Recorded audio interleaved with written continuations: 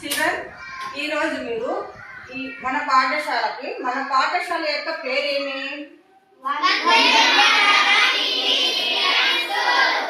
English medium school. అయితే ఆ Vande Mataram school ఏ ఊర్లో ఉన్నది? అయితే మనది ఏ జిల్లా? మనది ఏ జిల్లా? రాష్ట్రం మనది ఏ రాష్ట్రము? అయితే ఏ దేశం? మనందరిది ఏ దేశంలో మనం నివసిస్తున్నాము? భారతదేశంలో నివసిస్తూ ఉన్నాం. ఓకేనా? అయితే ఈ రోజుటి క్లాస్లో ఈ రోజు మనము తెలుగు పాఠం సంబంధించిన భారతదేశంలో గురించి మనము చెప్పేటువంటి దాని గురించి మనం నేర్చుకోబోతున్నాం. ఓకేనా? మనం చెప్పబోయే లెసన్ పేరు ఏం చేసినా విశాల భారతం. మనం భారతదేశంలో నివసిస్తున్నాం కాబట్టి భారతదేశం గురించి ఇప్పుడు నేర్చుకుందాం. ఓకేనా? దాన్ని రచించినటువంటి కవి ఎవరంటే దాన్ని రచించినటువంటి ఆ పాఠాన్ని, విశాల భారతదేశం అనే పాఠాన్ని రచించినటువంటి కవులు ఎవరంటే వన్స్ అగైన్ చెప్పండి ఒకసారి, రచించిన కవి పేరు?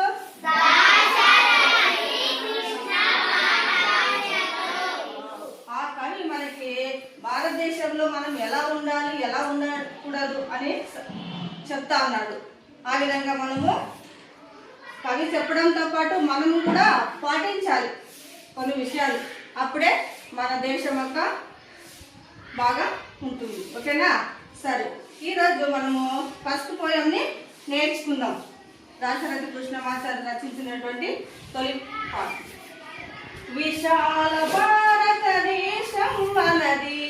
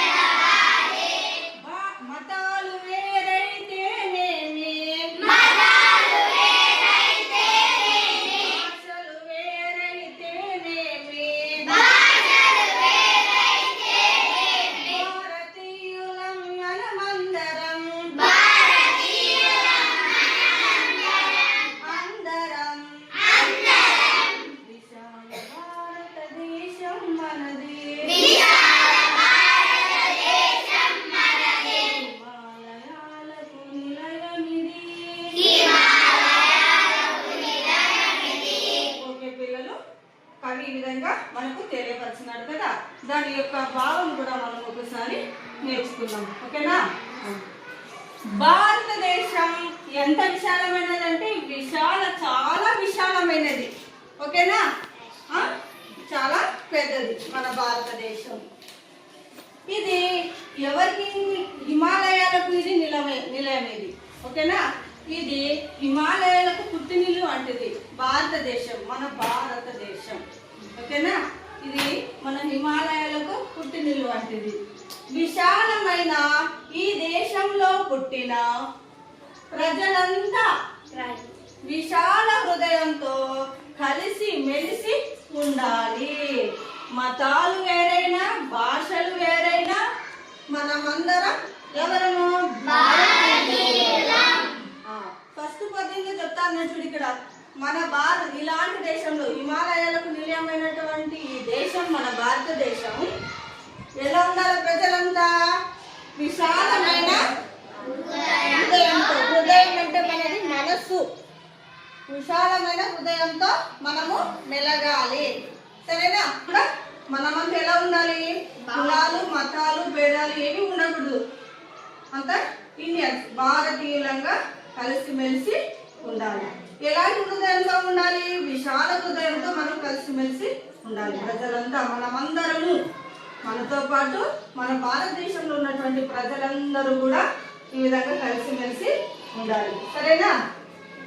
ఓకే పిల్లలు, ఒకసారి పద్యం ఎవరైనా లేచి చెప్తారనేది ఒకసారి లేచి చెప్తారా? సన్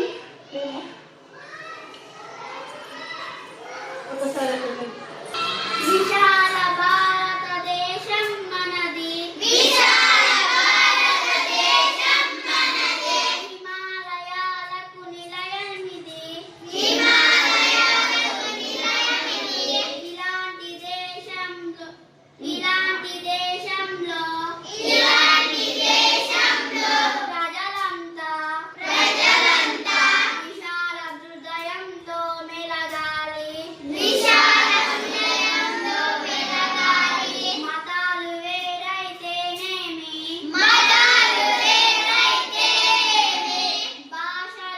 వేరైతేనేమి, భాషలు వేరైతేనేమి, భారతీయులం అందరం, మనందరం అందరం. Very good. మా క్లాస్ పెట్టండి.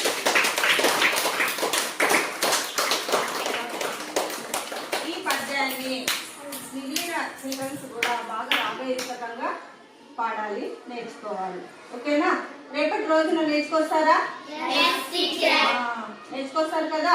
అంటే ఎవరైనా వచ్చే వాళ్ళు ఉంటే వచ్చి చెప్పచ్చు. రా మహేంద్ర.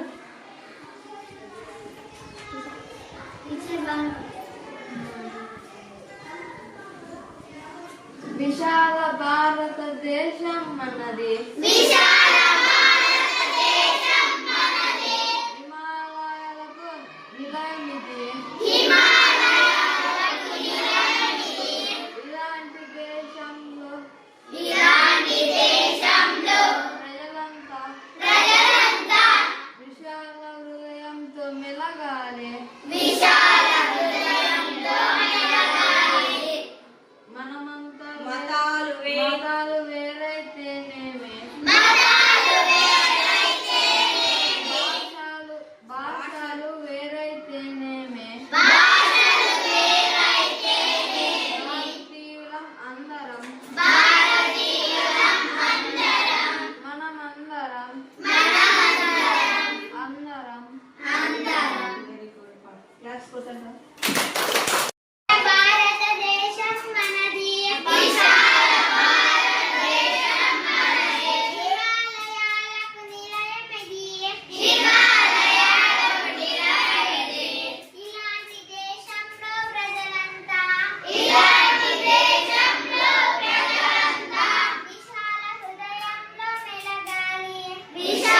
హృదయంలో మెలగాలి. మతాలు వేరైతేనేమి,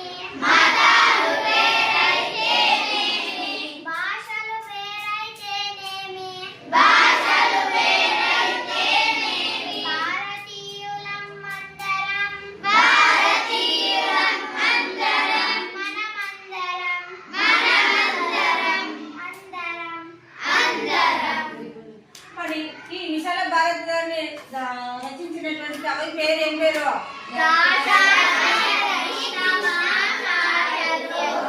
ఆ రచయిత కవి చేసినటువంటి దాశరథ కృష్ణమాచార్యులు మన భారతదేశంలో ఎలా ఉన్నారని నీట్గా మనకు అర్థమయ్యేటట్టు చెప్పినారు. ఓకేనా? అలాగే మనం ఉంటామా కలిసిమెలిసి? ఉండకూడదు. మీ మతం ఈ కులం వేరు అని ఉండకూడదు. మనమంతా ఇక్కడ చదువుకుంటున్నాం. చదువుతో పాటు మనకి ఏం రావాలా? కులాలని అవన్నీ పక్కన పెట్టేయాల. ఏ కులం వారైనా భాష వారైనా వాళ్ళు ఆ భాష వాళ్ళు ఈ భాష వాళ్ళని విభజన చేయకూడదు. మనం చదువుతో పాటు ఐక్యమత్యంతో ఉండాలి. అలాగే ఓకేనా? ఐక్యమత్యంతో ఉండడంతో పాటు కలిసిమెలిసి బాగా ఉండాలి. ముందుకు పోవాలి. పోదామా? Yes, teacher.